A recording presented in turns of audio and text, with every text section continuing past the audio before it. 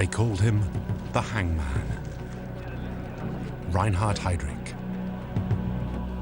This notorious Nazi became one of the most hated men in all of occupied Europe. He was the real mastermind behind the final solution. The man who created the blueprint for the Holocaust, the mass murder of 6 million Jews. He would then rule occupied Czechoslovakia with a rod of iron, sending thousands of Czechs to their deaths.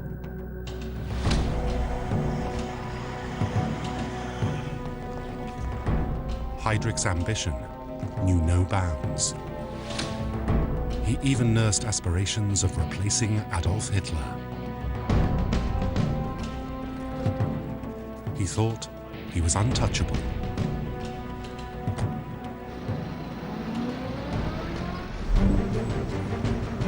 But in London, a top-secret hit squad had different ideas. They targeted Heydrich for execution. A crack team of Czech assassins recruited from Churchill's secret army was infiltrated into occupied Europe. Their mission was simple: to go in and kill Reinhard Heydrich. In the end, the Nazi hunters would get their man.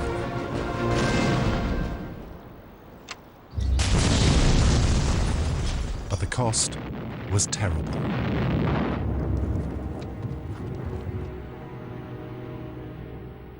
Hundreds died, murdered in revenge by German soldiers. It begged one uncomfortable question: was this Nazi hunt worth it?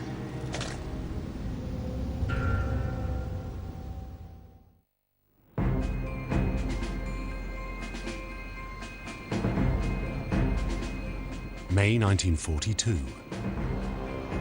A spring day in the ancient city of Prague. Reinhard Heydrich, brutal ruler of the occupied part of what was once Czechoslovakia, left his country home outside the city.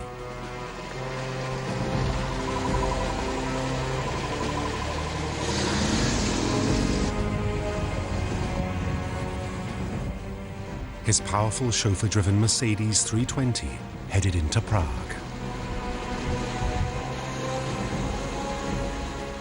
Heydrich had a busy schedule ahead of him.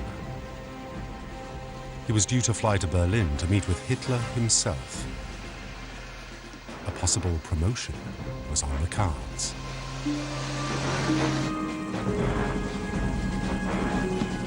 It was just after 10 a.m. and he was running about an hour late. He would have to hurry.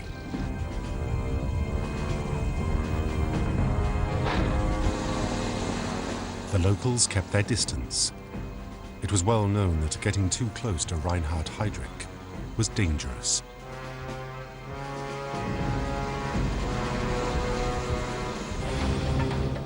But a few miles further along his route was a hit squad. 4 assassins were lying in wait for Reinhard Heydrich. They were Nazi hunters, Czech soldiers trained by the British intelligence service. Their mission was to kill the Hangman. They knew it was unlikely they would return alive. As it navigated the streets of Prague, the Mercedes had to slow down. A chain of events was about to be set in motion that would have massive repercussions and lead to one of the most notorious atrocities of the war.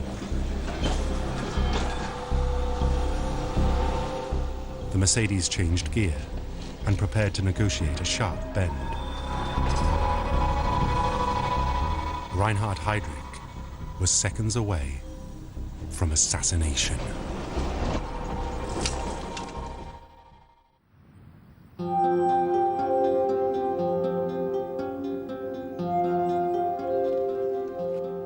Reinhard Heydrich's path to evil began early, in the town of Hall, near Leipzig. His father, Bruno was a musician, but he had also been accused of being a Jew. He was the target of racist slurs. This bullying upset the young Heydrich. It was the start of an early obsession with race.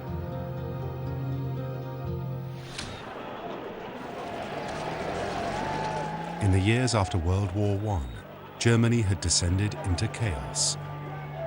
The country was tearing itself apart. There was open fighting on the streets. Poverty and despair were rife.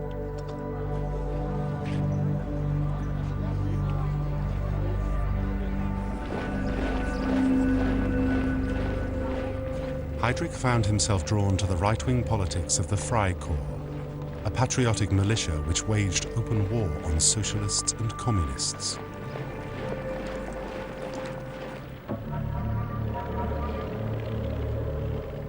In search of order, he joined the Navy in 1922. The strict military discipline now gave him direction.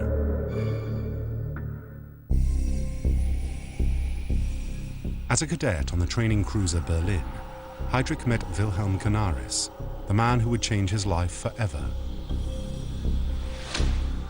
Canaris introduced the young officer to the murky world of naval intelligence. Heydrich learned valuable skills that would serve him well, and the two became friends and allies. Heydrich rose quickly and did well in the Navy, but his reputation for womanizing would be his undoing. In May 1931, he was dismissed for conduct unbecoming of an officer after making marriage proposals to two different women. One of them had been the daughter of a senior figure in the Navy.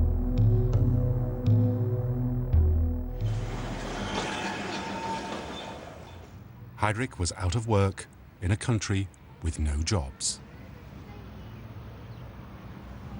Wir haben ein Ziel uns gewählt und verfechten es fanatisch, rücksichtslos dieses Grab hinein. But then he came across Adolf Hitler.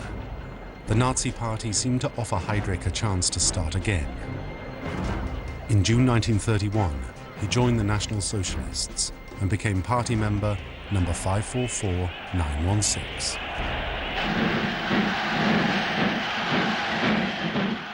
Soon, an old acquaintance arranged an appointment for Heydrich with Heinrich Himmler.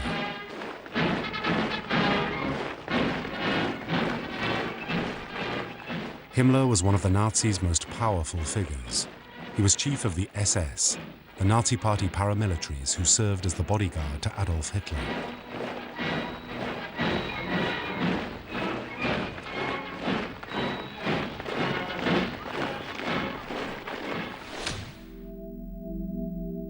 Himmler was instantly impressed by Heydrich.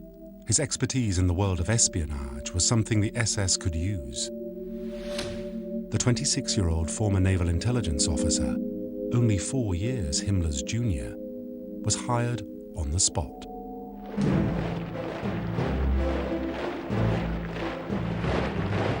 By the early 1930s, the SS ranks had swelled to 50,000 men.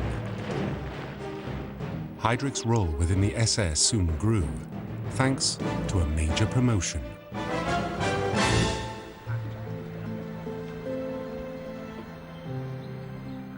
He was put in charge of the SD, the security service of the SS. It was the Nazi Party's first dedicated intelligence department, and it immediately set to work digging up information which could be used for blackmail and intimidation. A vast archive of cross-referenced index cards listing a host of enemies of the Nazi Party was developed by Heydrich for the sole purpose of terror. The SD would soon become very useful. Vor dieses Volk hinzutreten und billige Versprechungen zu geben.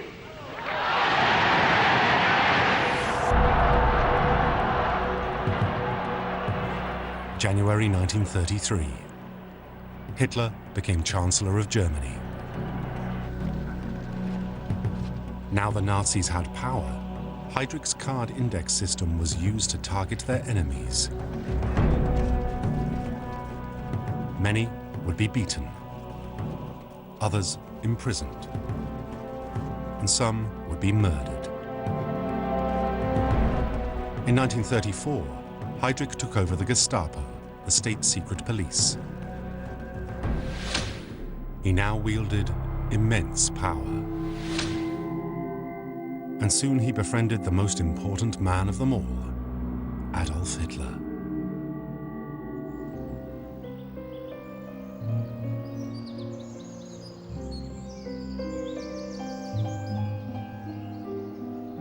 Heydrich regularly went to the Berghof, Hitler's private home in the Obersalzberg. There he joined SS leader Himmler as part of the Führer's innermost circle. The social get-togethers included all the Nazi hierarchy and their families.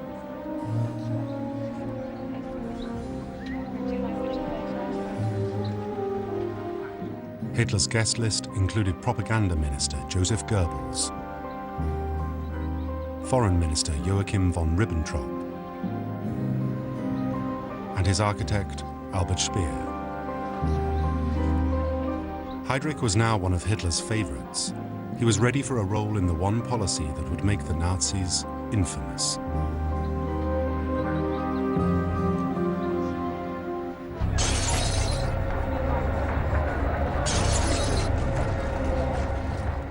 The 9th of November 1938 was a date that would go down in history. Kristallnacht, the night of the broken glass, saw the ransacking of hundreds of Jewish-owned shops and synagogues. It signaled the beginning of a dark new era. Under Heydrich's orders, 30,000 Jews were arrested. They were sent to concentration camps, massive purpose-built prisons where enemies of the state could be held.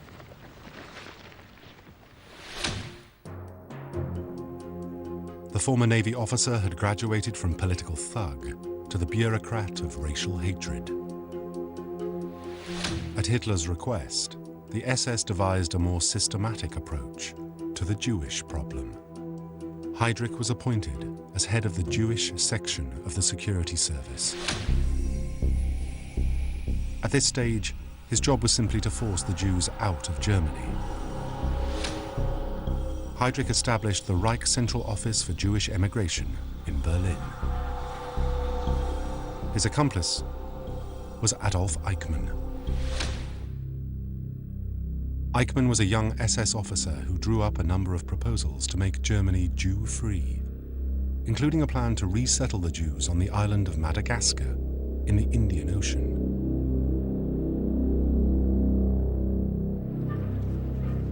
But mostly the method they favored was forced emigration to other countries. The tactics they used: intimidation and violence. But Hitler's territorial ambitions would soon enable the Nazis to take a more sinister path towards the Jews.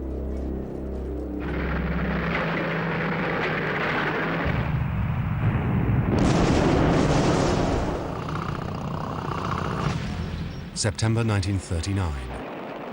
Europe was plunged into war.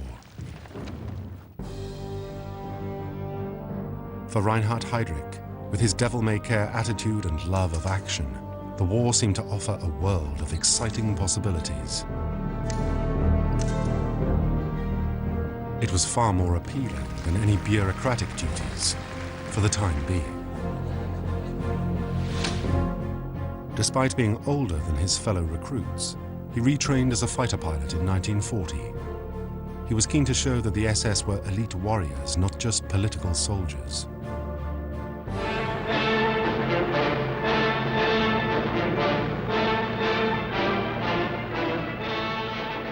Within months, he was at the controls of a Messerschmitt 110, flying nearly 100 combat missions over Norway.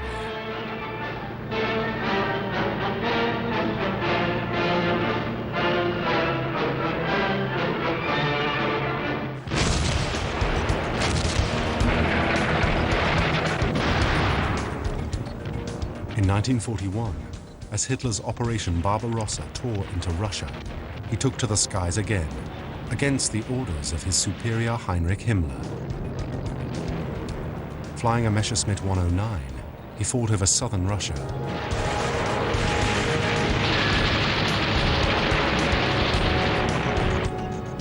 For this, Heydrich was awarded several medals, but then he came unstuck.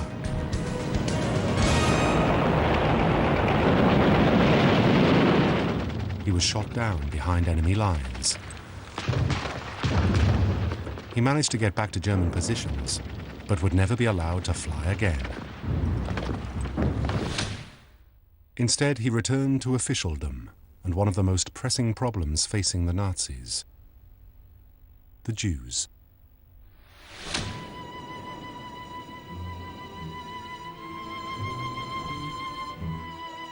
As Hitler's armies captured vast swathes of Eastern Europe, the sheer number of Jews in their hands presented a serious problem. What to do with them? Forced immigration was clearly out of the question. Instead, the Nazis settled on murder. SS action squads, or Einsatzgruppen, followed Hitler's armies.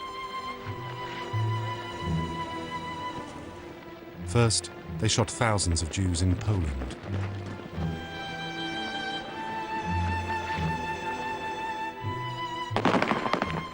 But all this murder posed a problem, even for the hardened Einsatzgruppen. Killing in such large numbers took its toll on the soldiers' morale. A new approach, something different, more clinical, was required.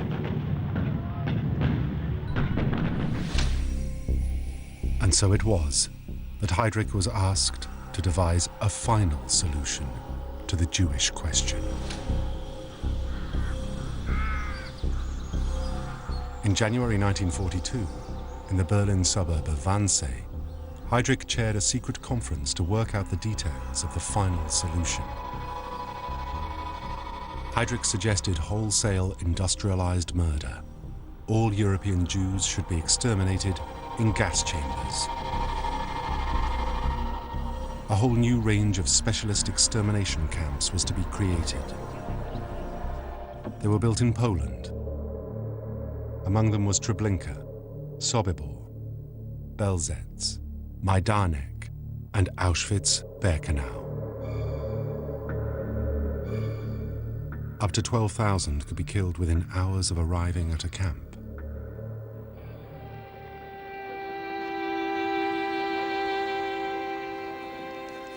The man Heydrich chose to orchestrate the transportation of the death camp's human cargo was his old comrade, Adolf Eichmann.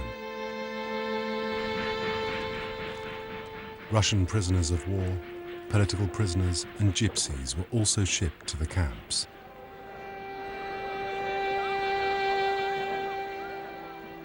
At the very top of this killing machine was Reinhard Heydrich.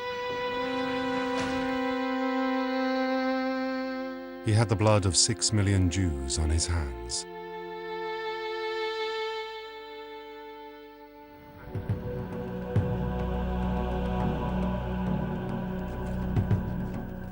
Heydrich proved so good at his job that he was rewarded. In September 1941, he was made acting Reichsprotektor of Bohemia-Moravia, what was once part of Czechoslovakia, captured by the Nazis 2 years earlier. Now Bohemia-Moravia became Heydrich's personal fiefdom. Heydrich immediately set about using on the Czechs the tactics he had perfected in the SD and Gestapo.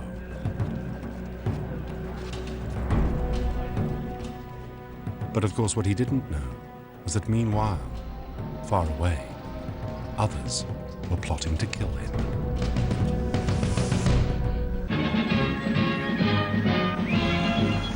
A new government for Czechoslovakia has been organized in Britain. Under the leadership of Dr. Benesch, who greeted the new members, these early victims of German aggression will work to restore freedom to their country and their people. From 1940, London was the home of the Czech government in exile. led by Eduard Beneš, the nation's president who had been forced out by the Nazis. These exiles were eager to fight on. Czechs who had escaped west fought on in the British armed forces from early on in the war. This was the first occasion on which the army of our allies from Czechoslovakia has received a visit from the Premier. With Dr. Beneš, their president, he inspected them and took the salute at the march past. By 1941, the 1st Czechoslovak Mixed Brigade was some 3,300 strong. They trained for the moment when they could return to liberate the homeland.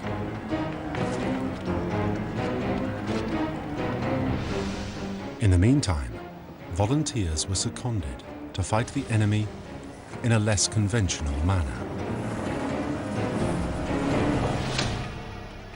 In July 1940, British Prime Minister Winston Churchill formed a shadowy agency, SOE, or the Special Operations Executive.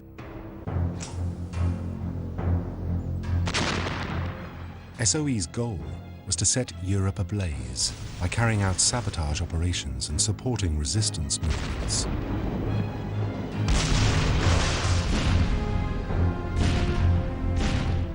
It became known as Churchill's Secret Army. Agents were parachuted into enemy-held countries to fight the German occupation from within.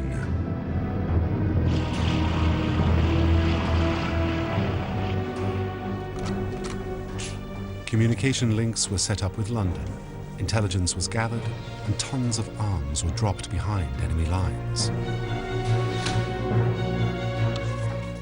The SOE boasted an arsenal of specialist weapons, from guns with silencers to incendiary briefcases and cigarettes, itching powder, and even exploding rats.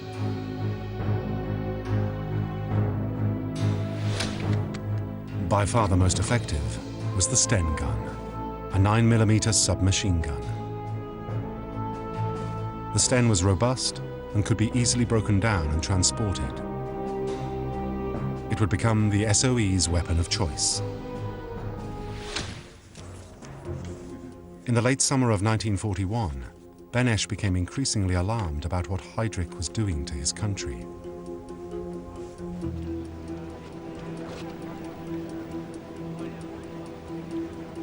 Within days of his installation in Prague, thousands of Czechs were arrested, resistance networks crushed. For most of Heydrich's prisoners, the future was bleak. They faced interrogation at the hands of the Gestapo, immediate execution, or a cattle car to a concentration camp at Mauthausen. Certain death. The same merciless treatment was meted out to the Czech Jews. First, Heydrich ordered all of them to wear the yellow Star of David. Then he established a huge ghetto in the town of Theresienstadt. It housed more than 140,000 Jews in squalor.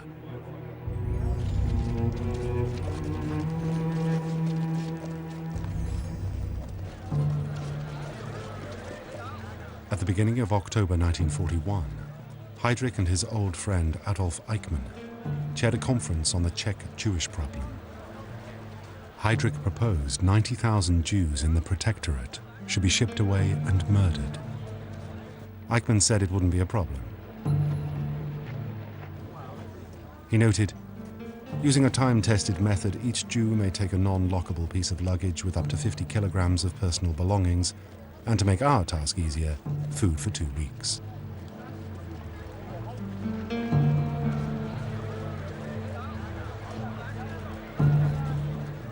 To ensure that the rest of the Czech population didn't object, Heydrich bought their silence with improved rations and a campaign against black marketeers.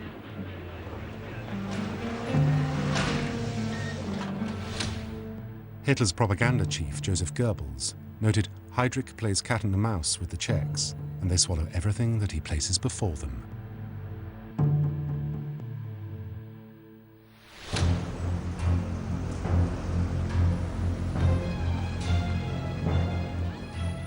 Back in London, Benesch had to stop this situation.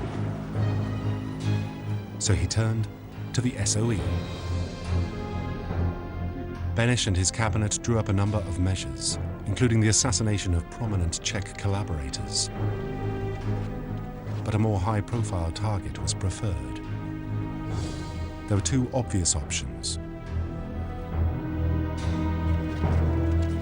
The first, Karl Hermann Frank, was the Secretary of State and Police Chief in the occupied Czech lands.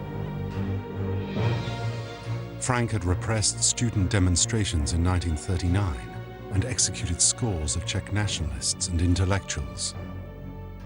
The second potential target was his superior, Reinhardt Heydrich himself. In the end, they aimed high. They targeted Reinhardt Heydrich. Assassination was a departure for the SOE. Only on one other occasion had they contemplated it, against the Führer himself. Operation Foxley was the plan to insert a small team to shoot Adolf Hitler with a sniper rifle as he took his daily walk around his mountain retreat in the Obersalzberg. But it was hard to pull off. The Führer was too well guarded. Eventually it was cancelled. It was decided that keeping Hitler alive would actually shorten the war.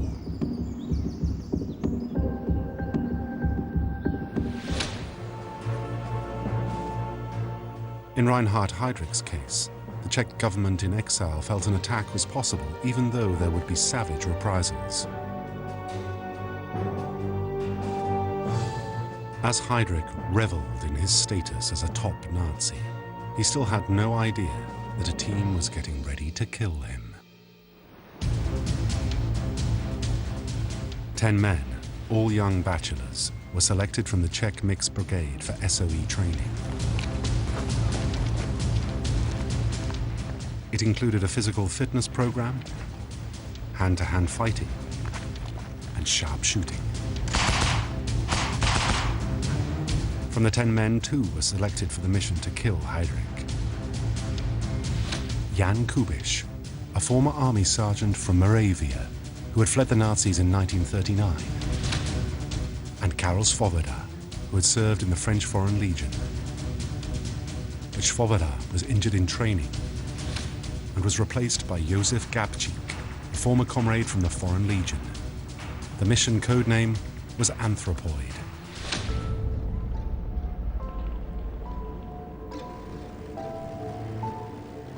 By November 1941, everything was in place for the team's mission. Kubiš and Gabčík were ready to go. But the launching of Operation Anthropoid was delayed by bad weather. Operations room? Oh, good. Just a minute.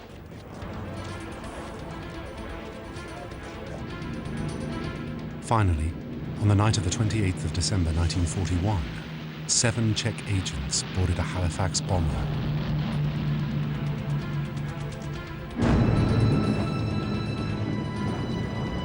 With Kubiš and Gabčík, there were 5 other agents, part of a task force codenamed Silver. The Silver operatives' job was to set up radio and intelligence gathering networks to improve communication with London. The bomber's passengers were part of a wave of 17 specially trained agents to be dropped into the region over the next 2 months to revitalize the resistance movement crushed by Heydrich.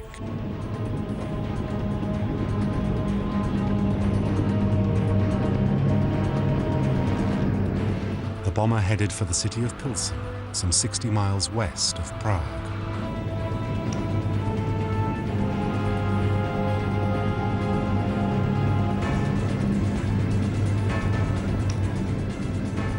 Despite being dropped off target to the east of Prague, the Anthropoid team landed safely and soon found shelter in a cave.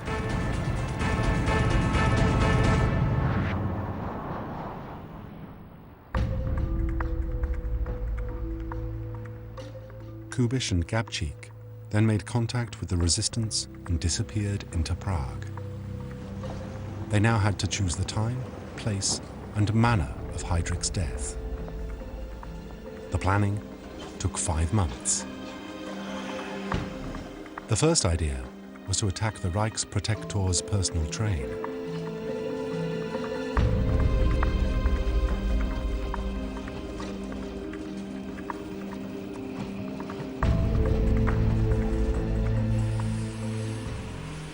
They identified a branch line with enough cover for an attack. The chosen method? They would fire an anti-tank weapon at his carriage. But it was hard to be certain that they could hit the right one. They had to think again. The team then thought about derailing his train, but a dry run on a troop carrier failed to inflict major casualties. They had to go back to the drawing board. Meanwhile, Kubisch and Gabčík's target, Heydrich, had come up with yet another sinister plan. Under the cover of a program to eradicate tuberculosis, all Czechs were to be classified by nationality and race. Heydrich wanted to establish which sections of the population were suitable for Germanization. Anyone who was deemed physically unfit would be shipped off to camps and killed.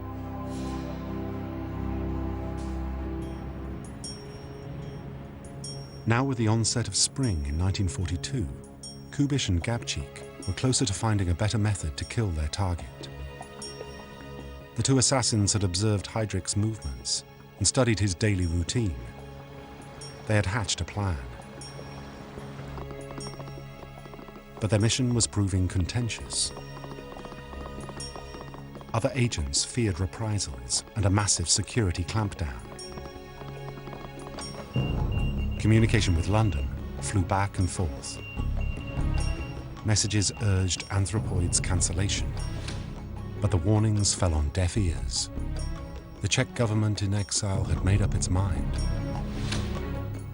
On May the 20th, Beneš gave the green light.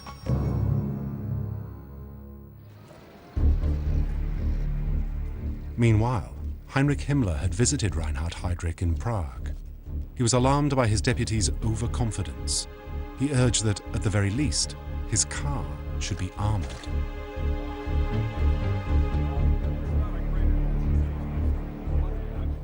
But Heydrich did nothing. He believed the Czechs were well in hand, and he was eager to show it. His bravado would soon cost him dear. His assassins were ready to strike. Their plan, though complex, offered the best chance of success. Heydrich lived in a village 15 miles north of Prague. Each day he commuted by chauffeur-driven car to Hradčany Castle, the ancient seat of power in Prague. It was during this daily car journey that he was most at risk. The team identified the best spot for an ambush. A hairpin bend at the bottom of the hill where his Mercedes limousine would have to slow down. According to the plan, one man was posted at the top of the hill. He would signal the approach of the Mercedes. The second man would cross the road further down the descent to slow the Mercedes to a crawl. At the bottom of the hill, near a tram stop, were the two assassins. Their weapons, a 9mm Sten submachine gun concealed under a raincoat. The other, a modified Type 73 hand grenade, carried in a briefcase. It's got an instantaneous fuse, so you've got to aim straight and hit the mark. On the morning of the 27th of May, the two assassins, Gabčík and Kubisch, left their safe houses and headed into Prague. Two other men were also making their way to the rendezvous to join them. Josef Balčík was to be the signaller on the hill. He had parachuted in with them on the Silver mission 5 months earlier. He had joined forces with Kubisch and Gabčík while on the run from the Gestapo. The final man, Adolf Opalka, was an SOE officer who had joined them a few weeks before. He would slow the descent of Heydrich's car before the hairpin bend.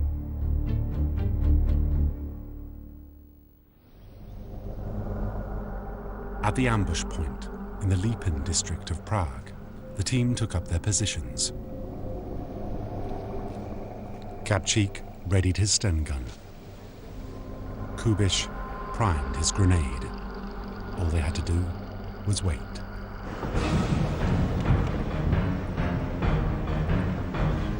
With every second that passed, the risk of them being noticed loitering grew. Finally, just after 10:30, Balchik signaled the Mercedes was coming. Seconds later, a Palka set off across the road. A tram rounded the corner. Kapchik stepped out, but his Sten jammed. Instead of accelerating away, Heydrich ordered his driver to slow. Kubish pulled the grenade from his briefcase.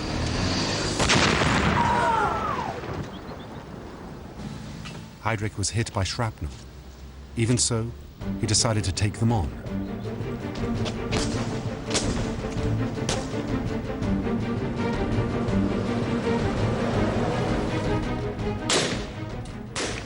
Kubish made his getaway.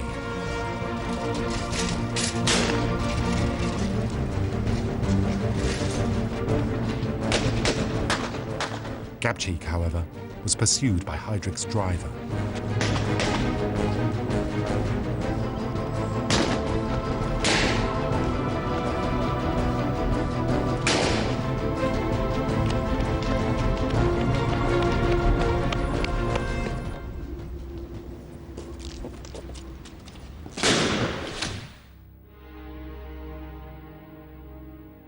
Reinhardt Heydrich had been badly injured. He was taken to the nearby Bulovka hospital.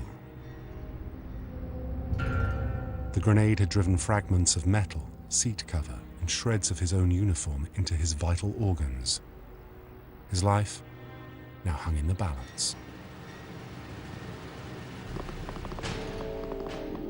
News of the attack was immediately wired across Germany.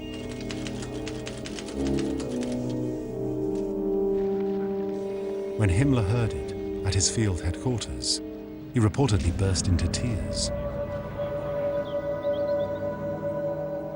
5 days later, Himmler visited his wounded colleague in hospital. Initially, it looked like Heydrich might pull through, but his wounds had become infected. Without access to penicillin, septicemia, blood poisoning, had set in. Reinhardt Heydrich died on the 4th of June 1942, 8 days after the attack.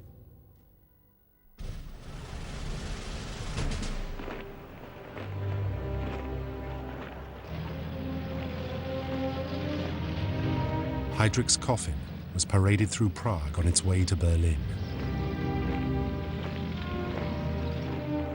Despite his past record, many Czechs turned out in massive numbers to pay their solemn respects.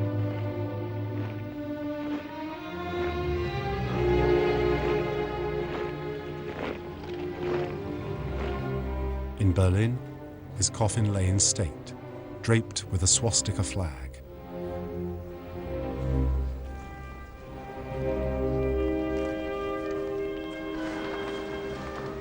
The SS Guard of Honor was led by Heinrich Himmler.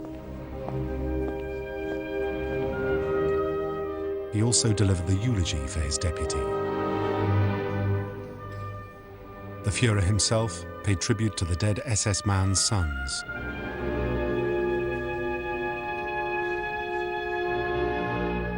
But even as he did so, there was speculation that Himmler had played a small role in Heydrich's death.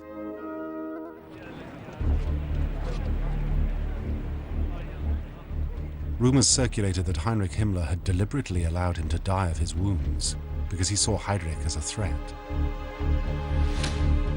It was alleged that Himmler's doctor, who had operated on Heydrich in Prague, had been told to make sure that he didn't recover. Whatever the truth, the outcome was the same. Heydrich was gone, and the hunt for his killers had begun. The man appointed to chase down the 4 agents was Nazi Secretary of State Karl Hermann Frank, the man who the Czech government in exile had elected not to kill. A 1 million marks reward was offered. Anyone helping the Czech agents was to be shot. A radio message was broadcast to the city declaring martial law, a curfew, and the nation to be in a state of siege. Na dopadení pachatelů se vypisuje odměna 10 milionů korun. A manhunt was underway. 3 army battalions were trucked into Prague. 4,500 soldiers and Gestapo scanned the city and countryside. The German police undertook a forensic study of the crime scene. A detailed report was prepared, and any evidence gathered was carefully catalogued. The assassins had left plenty behind, and the Gestapo quickly used it to their advantage. The Nazi hunters became the hunted. Newsreels were shown appealing for information. Pozor, pozor. Kdo zná majitele předmětů, které nyní podrobně ukážeme? The films asked for leads from the Czech population. They showed Gabčík's bicycle, his raincoat, the jammed Sten gun and a pistol, even the type of grenade thrown by the assassins. While their 2 briefcases contained clues pointing squarely to Czech dissidents. Then, a chain of events was set in motion that would call the whole operation into question.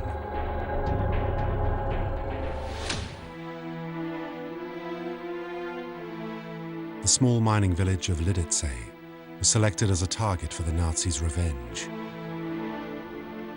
Hitler gave orders for the community to be erased.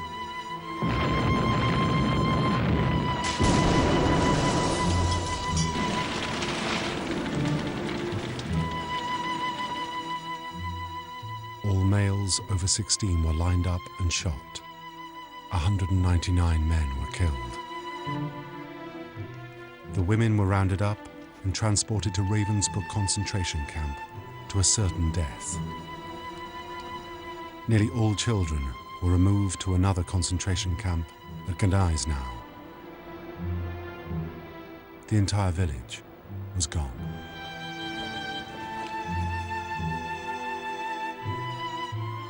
Heydrich would become one of the most notorious symbols of Nazi brutality.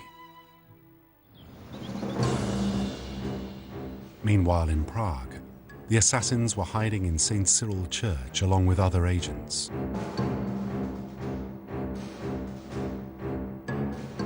But eventually the ransom on offer proved too much. They were betrayed by one of their own number. Karol Kerder, a fellow agent, gave the Germans a lead. By 4:30 on the morning of the 18th of June, the church had been surrounded. For 2 hours, Kubisch, Opalka, and a third man, Jaroslav Schwarz, fought off the SS troops, who had orders to take them alive.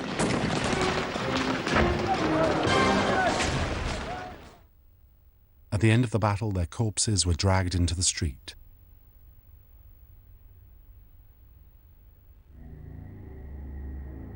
The 4 remaining SOE men took refuge in the crypt. The Prague Fire Brigade was summoned to flood them out.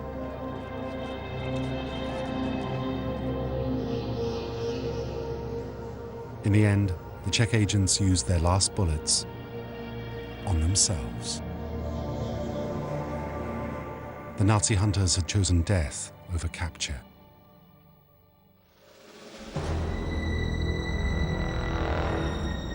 They had got their man. Heydrich, the sinister living card index and mass murderer, was dead. But in the end, did it make any difference? Himmler had no more trouble with the Czechs.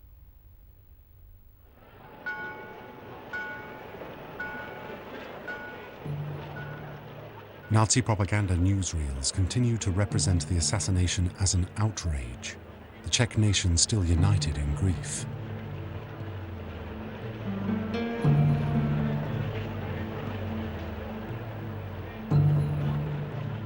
In July 1942, Jaroslav Krejčí, the Nazi-appointed Prime Minister, finally revoked martial law and normality slowly returned to Prague.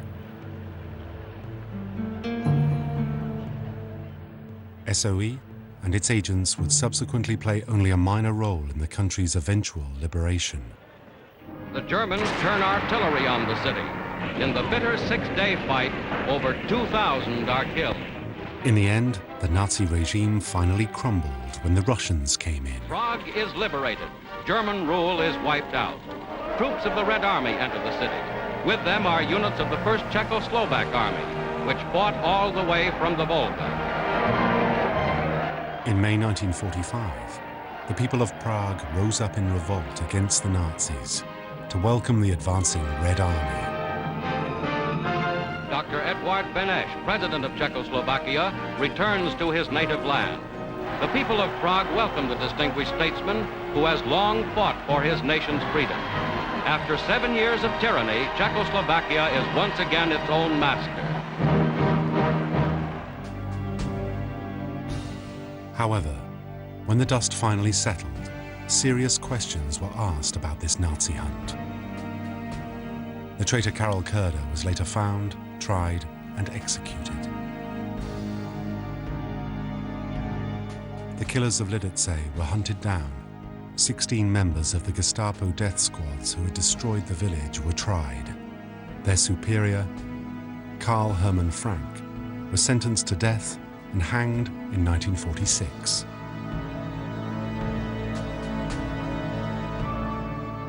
But to many, it was scant consolation.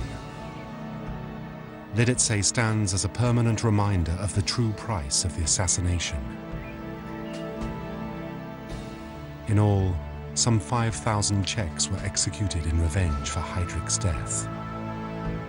No one could deny Reinhardt Heydrich had got what he richly deserved, but even now, it has led many to wonder, was this Nazi hunt worth it?